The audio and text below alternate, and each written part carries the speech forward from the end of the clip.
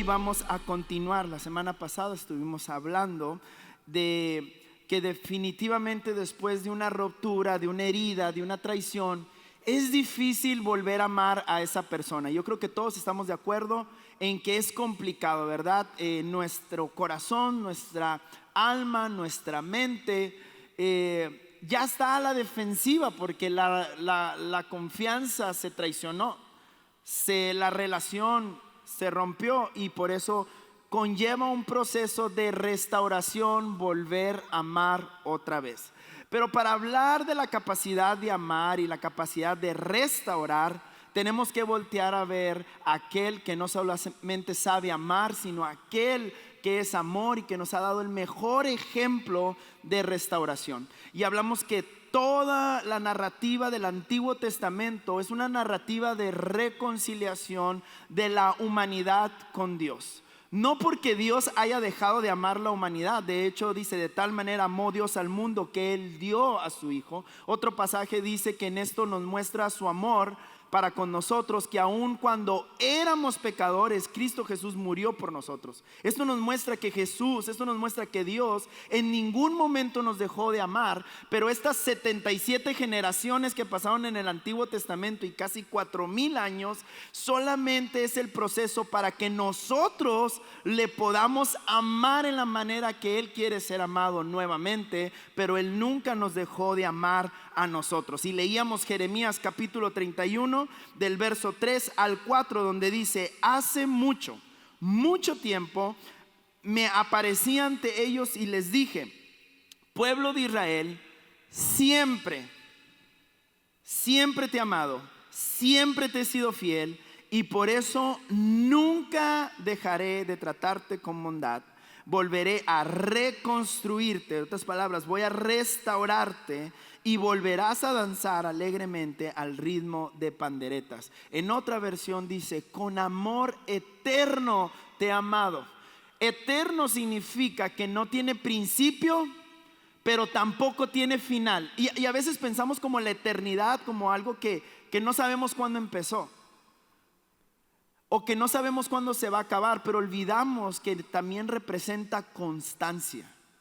En ningún momento, ni en tu peor versión, ni en tu peor error, Dios nos ha dejado de amar. Y hoy, para continuar estudiando este amor de Dios por nosotros, este amor eterno que Él expresa, vamos a leer una de las parábolas más conocidas que Jesús compartió y con la cual nos podemos identificar de una manera escandalosa, porque es demasiado similar a nuestra relación con Dios. Y esta es la parábola del hijo pródigo. Vamos a ir a Lucas capítulo 15 del verso 11 al 24. Lucas 15 del 11 al 24. Dice: para ilustrar mejor esa enseñanza, Jesús estaba hablando de la moneda perdida, de la oveja perdida, pero dijo: pero para ilustrarla aún mejor. Por eso te digo, esta es la que describe mejor de todas nuestra ruptura, nuestra desconexión de Dios. Dice: Jesús contó la siguiente historia. Un hombre tenía 2 hijos.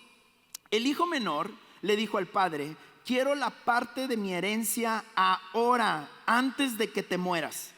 Entonces el padre accedió a dividir sus bienes entre sus 2 hijos. Pocos días después, el hijo menor empacó sus pertenencias y se mudó a una tierra distante, donde derrochó todo su dinero en una vida desenfrenada. Al mismo tiempo que se le acabó el dinero, hubo una gran hambruna en todo el país, y él comenzó a morirse de hambre.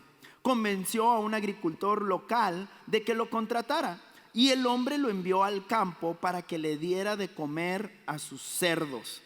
El hombre llegó a tener tanta hambre que hasta las algarrobas con las que alimentaba a los cerdos le parecían buenas para comer, pero nadie le dio nada. Cuando finalmente entró en razón, se dijo a sí mismo: en casa hasta los jornaleros tienen comida de sobra, y aquí estoy yo muriendo de hambre. Volveré a la casa de mi padre y le diré: Padre, he pecado contra el cielo y contra ti. ya no soy digno de que me llamen tu hijo. Te ruego que me contrates como un jornalero. Entonces regresó a la casa de su padre, y cuando todavía estaba lejos, su padre lo vio llegar, lleno de amor. Esto es importante. Lleno de amor y de compasión, corrió hacia su hijo, lo abrazó y lo besó. Su hijo le dijo: Padre, he pecado contra el cielo y contra ti, y ya no soy digno de que me llamen tu hijo. Todavía el hijo no terminaba el speech que había realizado. Dice: sin embargo, su padre dijo a los sirvientes, es decir, el padre lo interrumpió y no lo dejó terminar en su confesión de arrepentimiento. Y dijo: rápido, traigan la mejor túnica que haya en la casa y vístanlo. Consigan un anillo para su dedo y sandalias para sus pies. Maten al ternero que hemos engordado. Tenemos que celebrar con un banquete, porque este hijo mío estaba muerto y ahora ha vuelto a la vida. Estaba perdido y ahora ha sido encontrado. Y entonces comenzó la fiesta. Vamos a orar. Padre, te damos gracias en esta mañana por tu presencia en nuestras vidas. Gracias por permitirnos disfrutar, Señor, el mover de tu presencia en esta casa. Pero sabemos que tú siempre estás con nosotros. Y ahora te pedimos que a través de este mensaje tú hables a nuestra vida, Señor. Que enciendas la luz en medio de las tinieblas y la confusión que puede haber dentro de nosotros, y que tu palabra moldee nuestro corazón, nuestra mente y nuestro carácter, en el nombre precioso de tu Hijo amado. Amén. Bien, esto no es una historia real. Esa es una parábola que Jesús usó. Es una ilustración, es una analogía, pero representa 100% la desconexión que había entre la humanidad y el corazón de Dios. Representa 100% la condición en la que estaba la relación entre la humanidad y Dios. Y esta condición había permanecido por 77 generaciones desde que Adán y Eva pecaron y fueron echados del huerto. Perdieron el lugar de origen, perdieron el lugar perfecto para tener una relación plena con Dios. Y desde entonces Dios mismo inició un proceso de reconciliación. Y esta historia lo plasma de una manera total e íntegra, como es el buscar del Padre con el Hijo. Porque esa es la relación más importante, o la etiqueta más importante, el lugar más importante que tenemos con Dios. No es el hecho de que somos sus siervos, sino es el hecho de que somos sus hijos. Dios no mandó a Jesús a la cruz a morir, y Jesús no entregó su vida en la cruz para que fuéramos sus siervos, sino para hacernos sus hijos, para que tengamos una relación cercana, plena de sangre con Él. Entonces, el tema central en esta parábola que estamos narrando y que Jesús contó es mostrarnos que Dios nunca nos abandonó, que su amor es proactivo y restaurador. Así como lo decíamos el domingo pasado con el pasaje de Romanos: ni la vida, ni la muerte, ni lo alto, ni lo profundo, ni el presente, ni el porvenir, dice, nada nos puede separar del amor que Dios ya nos manifestó en Cristo Jesús. Nada puede cambiar la manera en la que Dios te ama. Ahora, ¿cómo es que nosotros caemos en esta desconexión? ¿Qué es lo que genera que nosotros nos desconectemos de la relación y el amor de Dios? Número uno que podemos ver en este pasaje es la autosuficiencia. Ahí empezó el problema de la desconexión del hijo pródigo. Empezó en el verso 12 cuando le dijo: dame lo que me toca, Dame lo que me corresponde, dame eso que tú tienes planeado para mí, pero yo no quiero esperar hasta que te mueras. Yo ya quiero ser autosuficiente, yo ya quiero tener mi propia vida, yo quiero hacer lo que yo quiera y lo que me pegue la regalada gana. Dame ya mi parte para yo poder invertir el dinero como a mí me plazca, poderme comprar lo que yo quiera, construir mis sueños y hacer mi propio plan de vida. Ahí comenzó la desconexión del hijo. La desconexión del hijo no fue cuando llegó a esa tierra de perdición. La desconexión empezó estando en su propia casa, queriendo solamente los beneficios y cerrándose a una relación.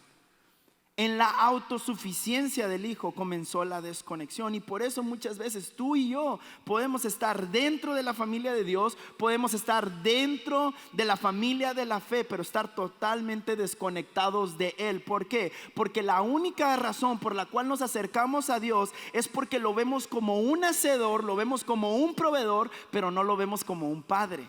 Y estamos desconectados de Dios. Y por eso a veces nosotros le pedimos a Dios y no nos da lo que pedimos, porque pedimos mal, porque estamos pidiendo en otro canal. Hay una desconexión total.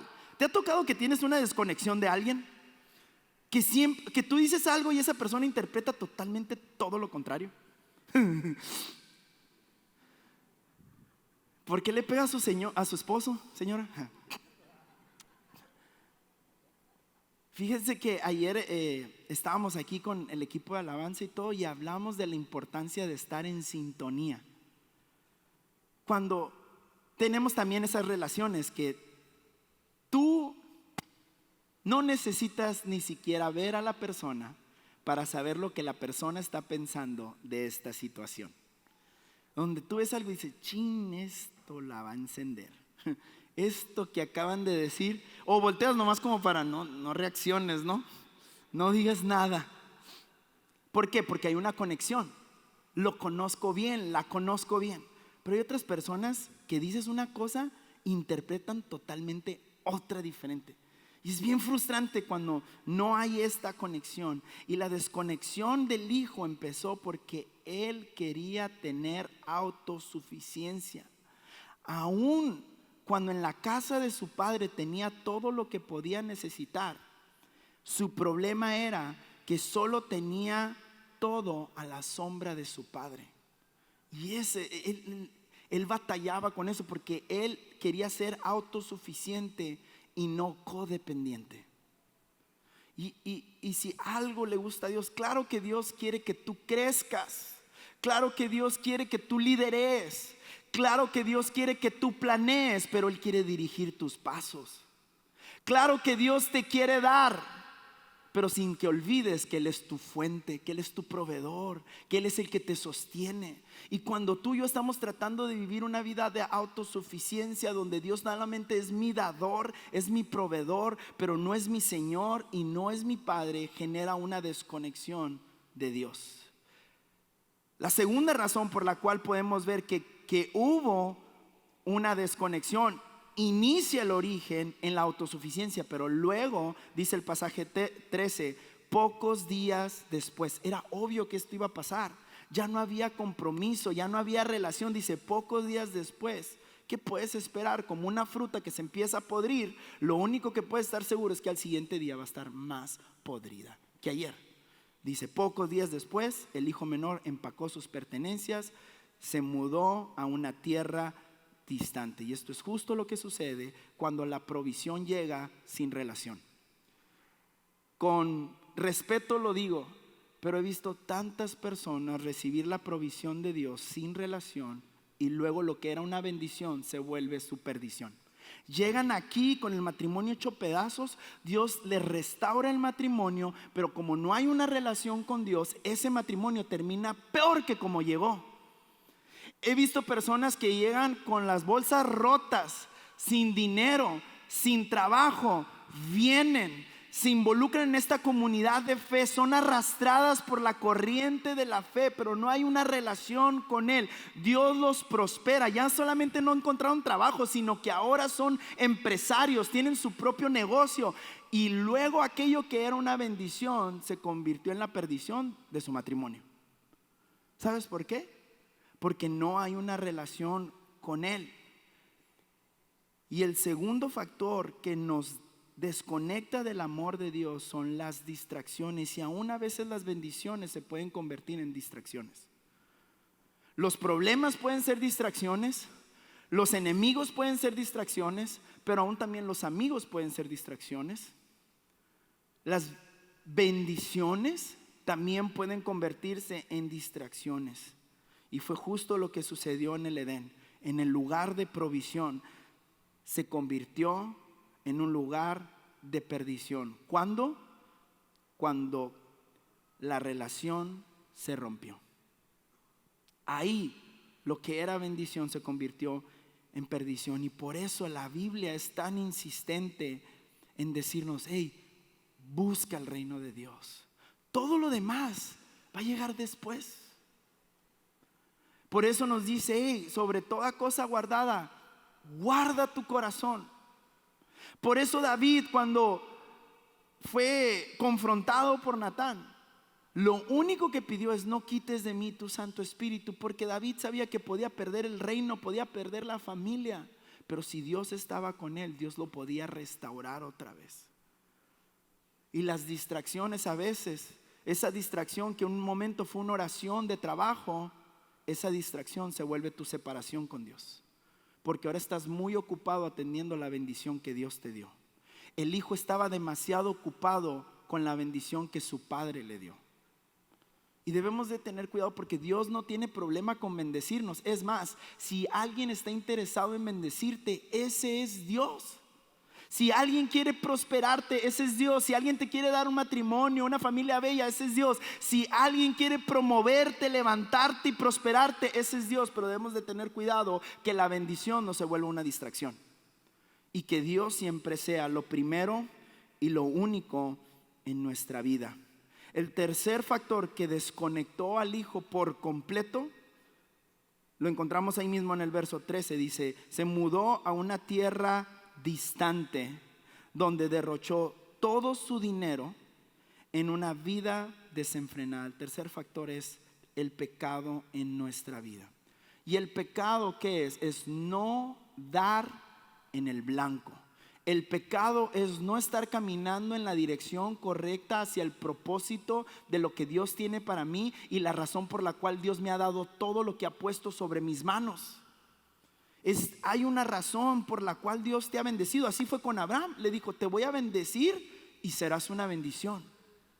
Hay una razón. No somos bendecidos nomás porque sí, sino somos bendecidos con propósitos, con relaciones, con recursos, con finanzas, con salud.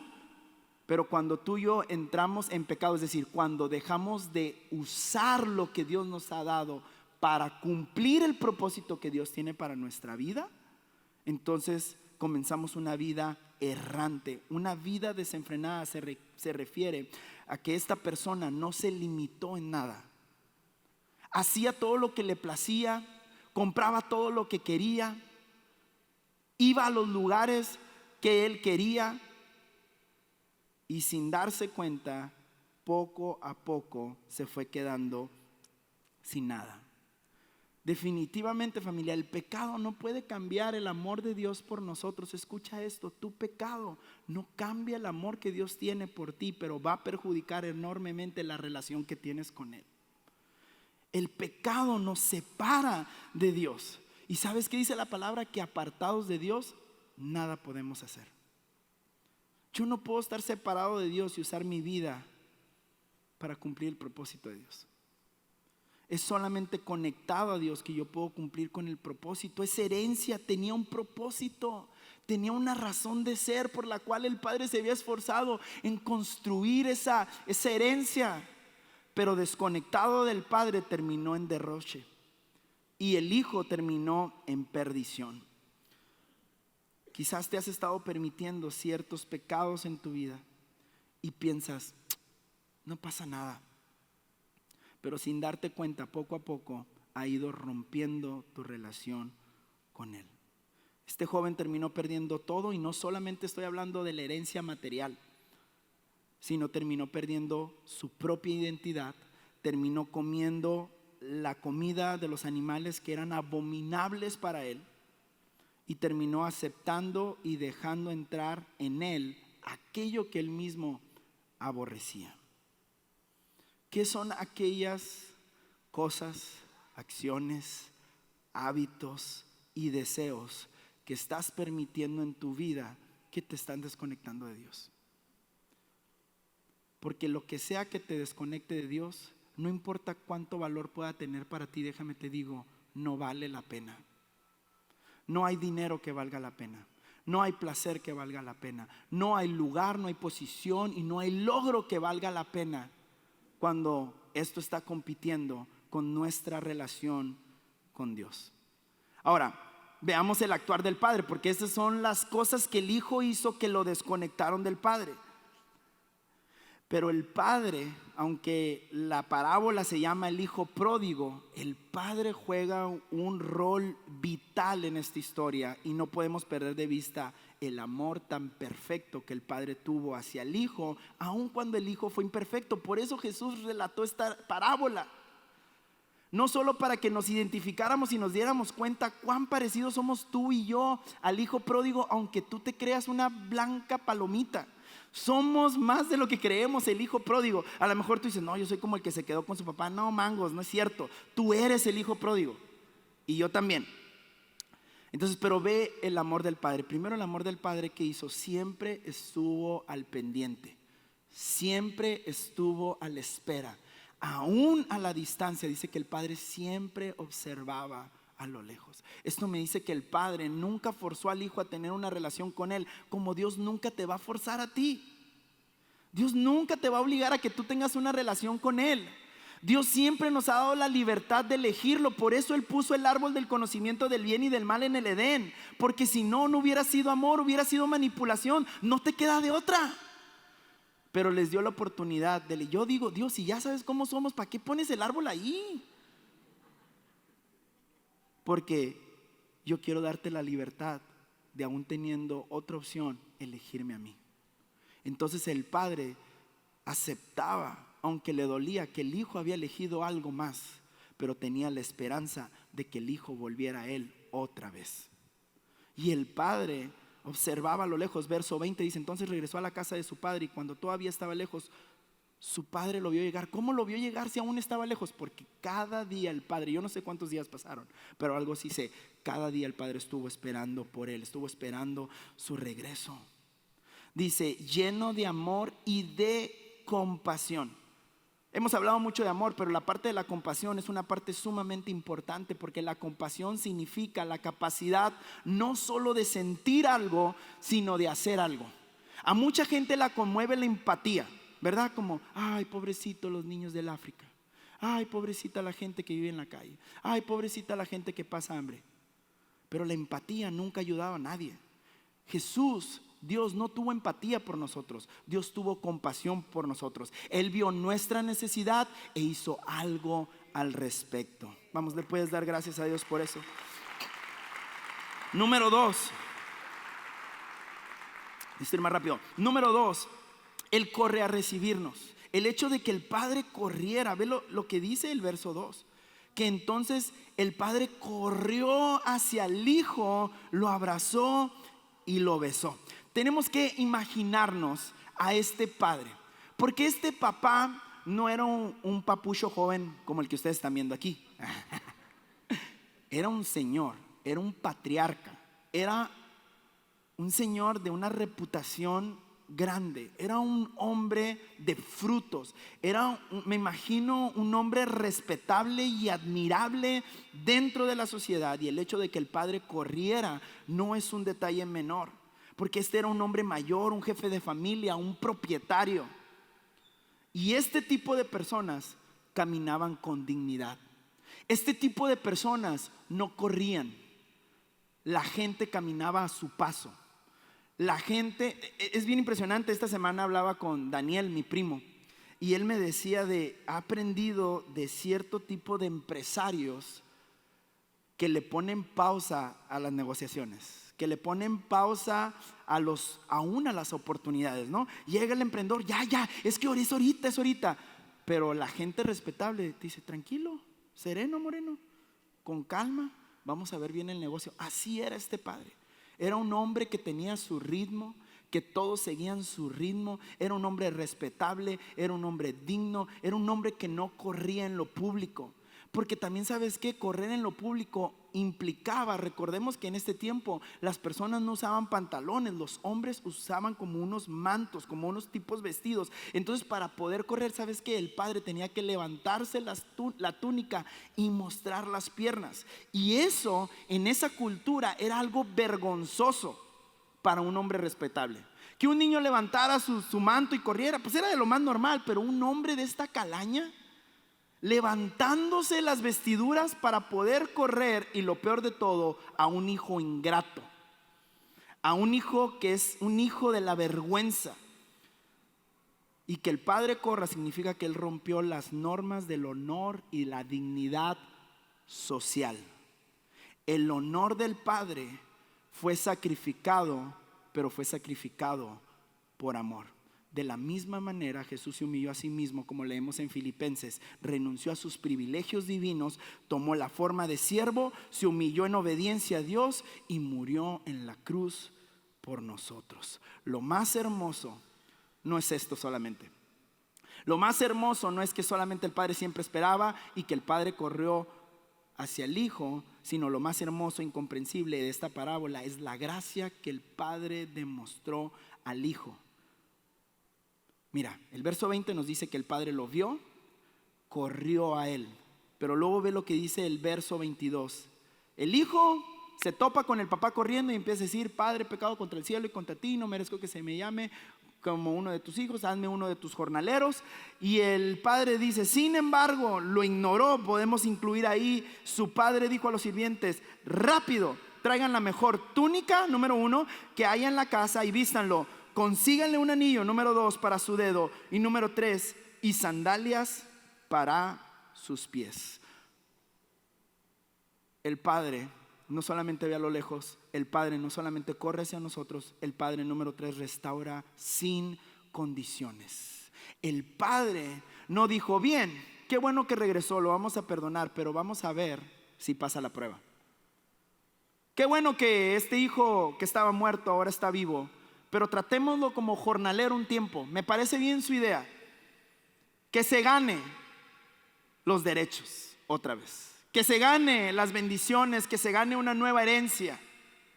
No, el padre dijo: rápido, no vamos a perder más tiempo, no vamos a dejar que la relación siga rota. Y no solamente lo he estado esperando para recibirlo con brazos abiertos, sino que también lo he estado esperando para restaurarlo. El anillo, la túnica, las sandalias y el banquete simbolizan la identidad, la pureza y la pertenencia y comunión plena que podemos tener con Dios, aun cuando nosotros rompimos la relación. Él no tiene condiciones para ti, Él solamente tiene brazos abiertos para ti. Te está esperando en casa para que puedas venir, puedas ser abrazado y puedas ser restaurado. Y bien, familia de Amistad Magdalena, les mandamos este aplauso para todos ustedes. Los dejamos allá con Víctor Rubio para hablar de los pasos para reconectar. Vamos a hablar de 3 pasos para reconectar. Ya vimos lo que hicimos mal como hijo pródigo. Ya vimos la postura de Dios, y yo espero que, aunque ha sido breve, te quede claro que Dios no tiene nada en contra de ti. O a lo mejor estoy diciendo mal esto, porque sí hay cosas que hay en nuestra vida que Dios puede tener en contra de nosotros, pero nunca ha condicionado su amor hacia ti. Él es el primer interesado en restaurar la relación. Él es el que dice: ven, pongámonos a cuentas, vamos a arreglar este asunto. No sigas perdiendo el tiempo sufriendo allá en una tierra desconocida, derrochando lo poco que te queda. Y ahora, ¿qué es lo que hizo el Hijo para poder reconectar con el amor del Padre? Porque el amor del Padre nunca cambió y nunca cambiará. Somos nosotros los que nos distanciamos, como veíamos el domingo pasado, por la conciencia, por la culpa. Pero ¿cómo puedo yo el día de hoy reconectar? Porque esta reconexión, sé que puede tomar tiempo, pero la reconexión es rápida. Sé que volver el hijo a lo mejor entró a la casa y aunque el padre tuvo todo el amor, yo siento que el hijo quizás todavía batallaba y le daba cierta vergüenza pedir como hijo. Pero el padre dio la instrucción a los siervos, por eso no se la dio a los hijos. Y le dijo, denle la túnica, denle el anillo, pónganle sandalias y vamos a hacer un fiestón. Porque el hijo iba a seguir batallando y no me malinterpretes, está bien por esa parte, pero no significa que Dios no te ha aceptado de vuelta de inmediato. Dios no tiene una lista en contra de ti.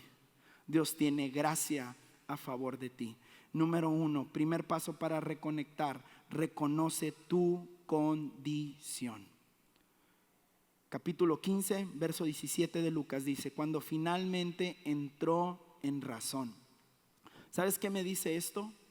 Es que el hijo no estaba siendo el hijo. Cuando entró en razón, dice otra versión, creo que dice entró en sí. Entró en sí, volvió en sí. O sea, se había ido. El hijo del inicio no era ese hijo. No era. Y de repente la carencia, y de repente las circunstancias y la escasez lo hicieron volver en sí. Gloria a Dios por los desiertos que nos hacen volver en sí.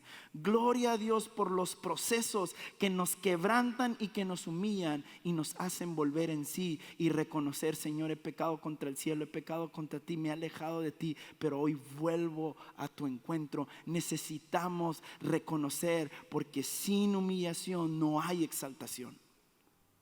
Necesitamos reconocer, como el hijo que entró en sí. Reflexiona tú sobre tu situación y sobre tu circunstancia, y no tienes que venirte a confesar conmigo y con ningún padre y ningún sacerdote y ningún líder. Ve directo con tu padre y dile: Dios, me he equivocado, he errado, he fallado, he pecado contra ti. No fue una fallita, fue un abominable pecado en contra de ti. Fallé, Señor, perdóname, lávame, límpiame, transfórmame, devuélveme la fortaleza de mi espíritu para vivir una vida que te agrade a ti. En su rebelión y en su desobediencia, el hijo no estaba en sí.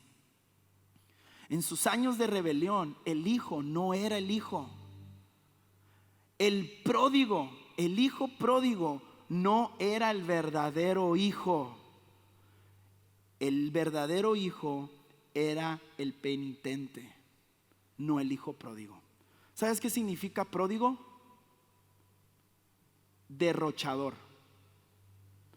El hijo derrochador no era el hijo de este padre, era el hijo penitente. ¿Sabes qué significa penitente? El que se arrepiente. Y Dios sabe eso. Dios sabe eso de ti y de mí. A quien el enemigo acusa no es mi hijo.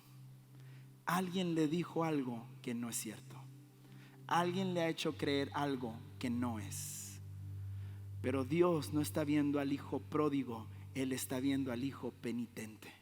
Él está viendo al hijo que tiene la capacidad de volver en sí, reconocer su pecado y volver a Él. Habla con Él, dile: Dios, Señor, perdóname, me he equivocado, he pecado contra ti. No hay nada peor en mi vida que estar desconectado de ti.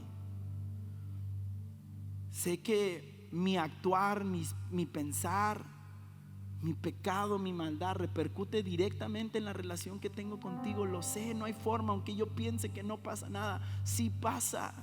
La más mínima fisura en nuestro cuerpo causa dolor. ¿Te ha tocado que tienes una pequeña fisura en las costillas? Toses y duele, respiras y duele.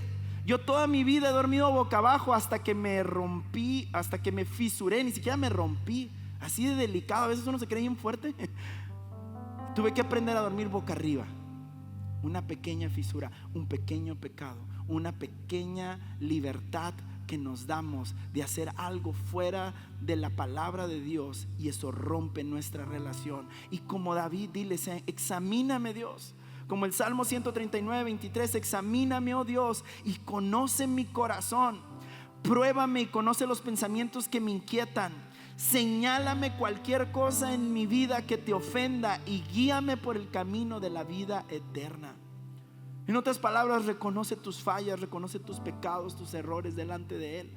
La gran mayoría de nosotros ya sabemos lo que está mal, lo que necesitamos es su guianza para volver a Él. El segundo paso para reconectar no solamente es lo que reconoció el hijo en sí, no es solamente el hecho de que dijo, bueno, estoy mal y necesito arrepentirme, sino es que se levantó y regresó.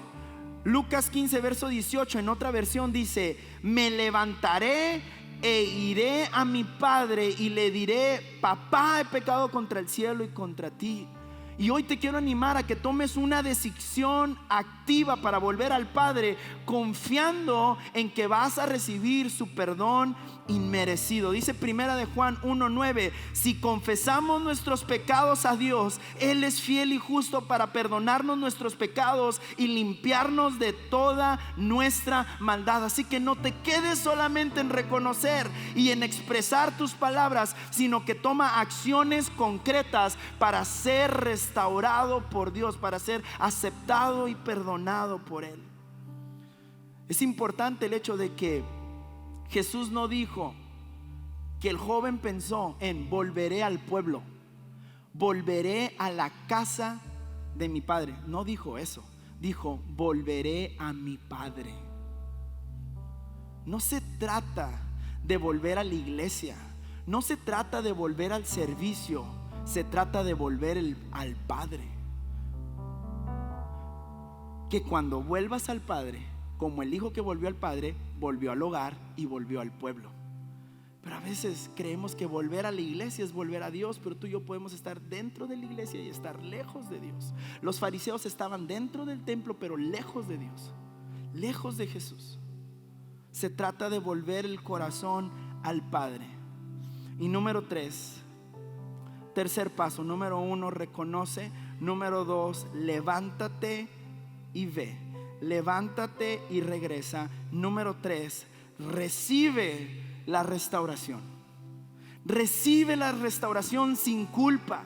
Recibe la restauración sin reservas. Recibe el perdón y la gracia de Dios sin la meritocracia de tenerte que volver a ganar un lugar en la mesa. No hay cosa que tú puedas hacer que te ponga en una condición digna de recibir la bendición, la aprobación y el amor del Padre. Lo único que nos queda a ti y a mí es estar flojitos y cooperando para recibir la restauración de Dios, aceptar la bendición de Dios, porque como la recibimos en un principio, no fue por nuestra bondad, no fue por nuestras acciones, no fue por nuestra justicia, no fue por nuestros aciertos, siempre ha sido porque Él es bueno todo el tiempo. Nunca hemos tenido la bendición de Dios porque somos buenos, sino porque Él es bueno, porque Él es fiel, porque Él es grande en misericordia,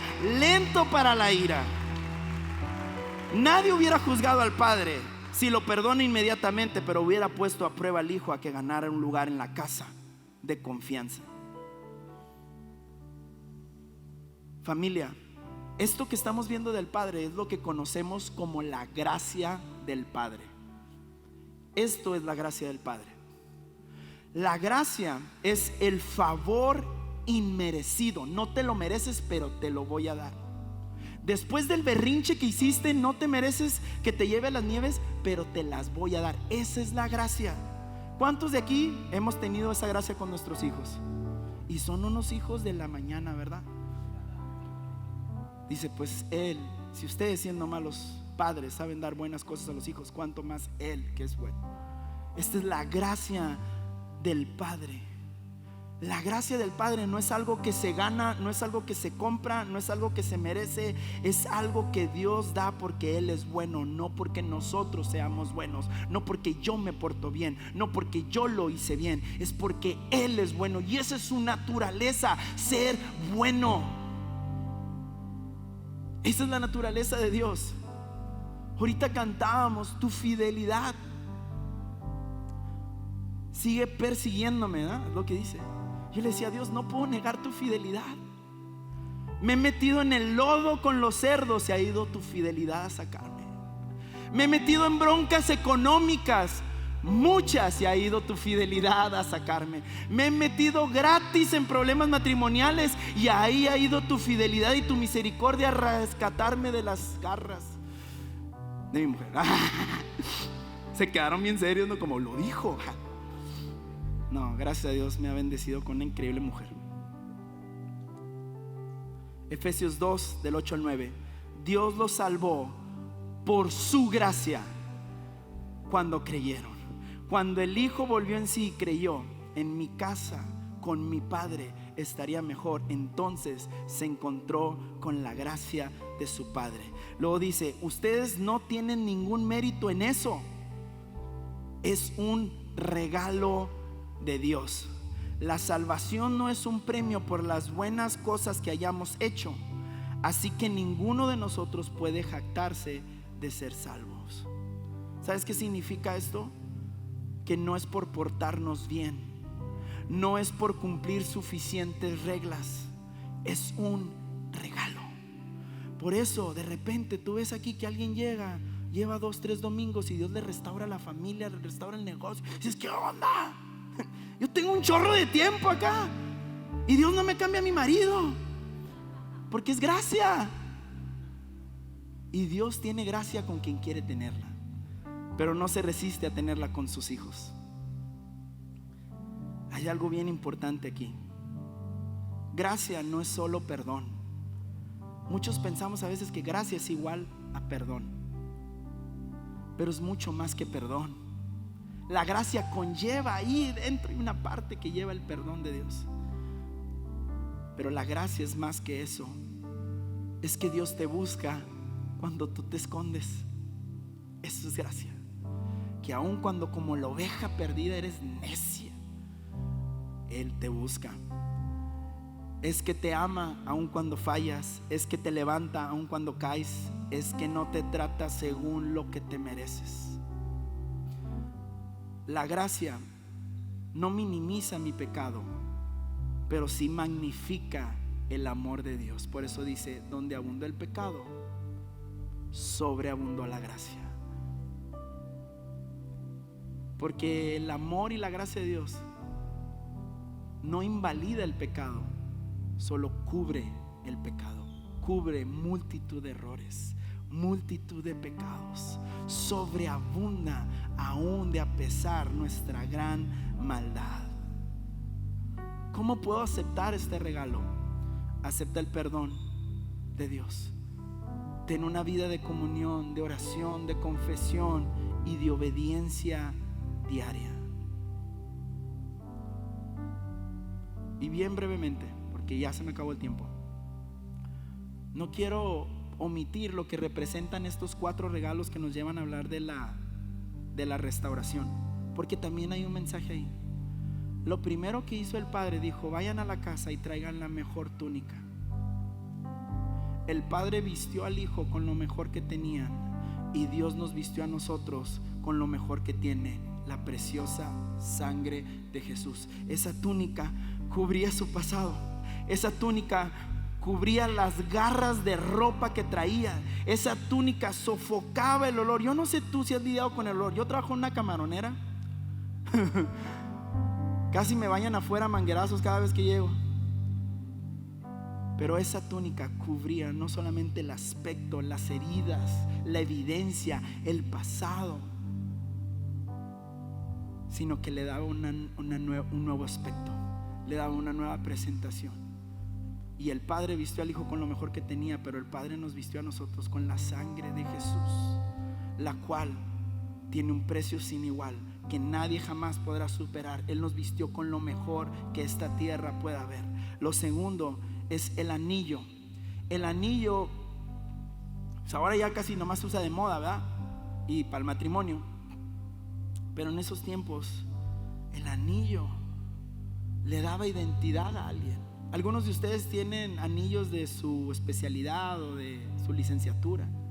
Te da una identidad. Oh, yo soy, sobre todo yo veo a los doctores, ¿no? Como el anillo es algo, me representa.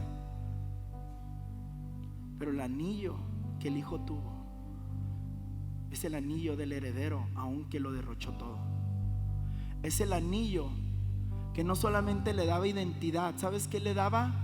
Le daba confianza. Le decía al Padre: confío en ti otra vez, porque ese anillo le daba autoridad sobre lo que el Padre tenía.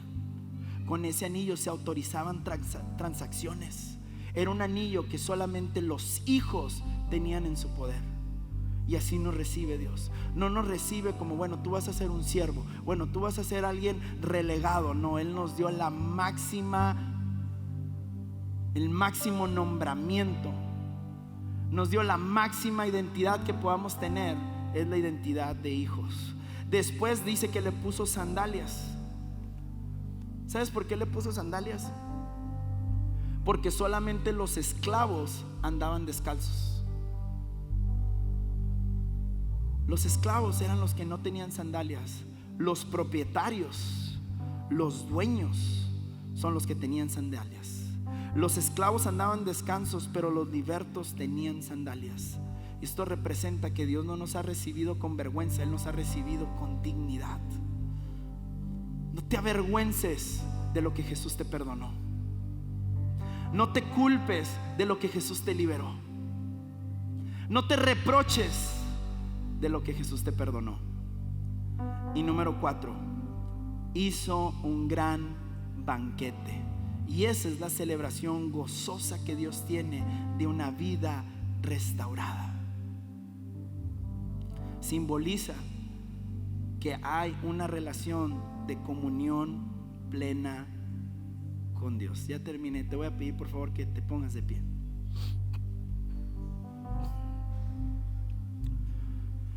Quizás si Jesús hubiera seguido esta historia, Jesús hubiera dicho: y al tercer día el hijo volvió a meter la pata. Le confiaron al hijo una parte de la herencia y la volvió a regar, la volvió a perder. Pero ¿sabes por qué no relata eso? Aunque muy probablemente en la parábola hubiera sucedido eso. Porque Dios nunca ha estado esperando perfección de ti. Él sabe que eres imperfecto. Por eso nunca espera perfección de ti. Él lo único que espera es que solo des el primer paso de regreso. No sé qué tan lejos estás de tu Padre. No sé qué tan lejos te sientes de Dios. No sé cuánto tiempo ha pasado.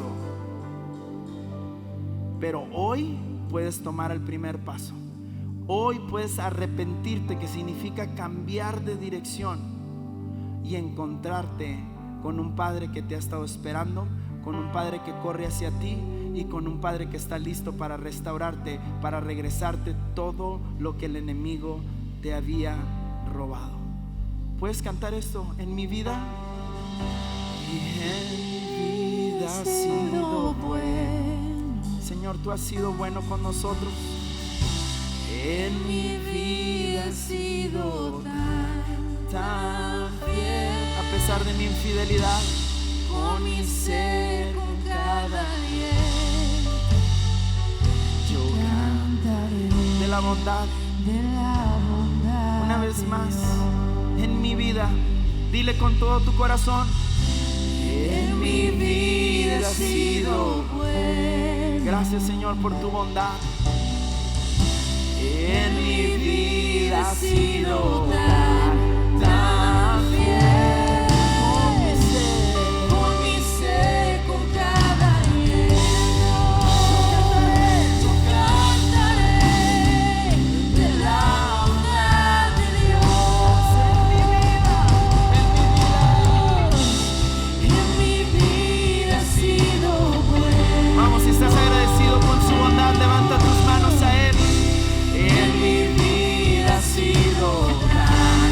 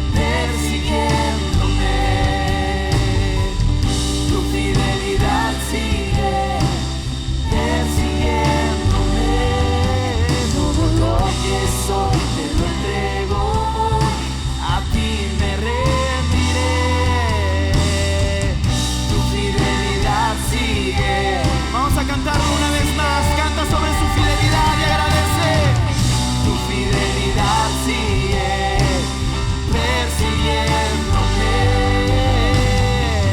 Tu fidelidad sigue persiguiéndome. Todo lo que soy te lo entrego, a ti me rendiré. Tu fidelidad sigue persiguiéndome. Quiero invitarte a hacer una oración, pero solo si tú realmente hoy, como el hijo pródigo, estás entrando en sí y dices: quiero volver al Padre, quiero volver a una relación con Él, quiero volver a tener una relación de padre e hijo con Él, una relación donde no se espera perfección, solo quiere disposición. Y si tú eres esa persona, dile hoy: Señor, reconozco, he estado lejos, me perdí, he pecado contra el cielo y contra ti, pero reconozco que tu amor es eterno, incondicional y perfecto. Y con esa confianza hoy vuelvo a ti, sabiendo que soy amado, aceptado y restaurado, y que tu fidelidad y tu misericordia me seguirán todos los días de mi vida. En el nombre de Jesús, amén. Vamos, dale un aplauso a Él y cantemos una última vez: en mi vida. Oh. Y en mi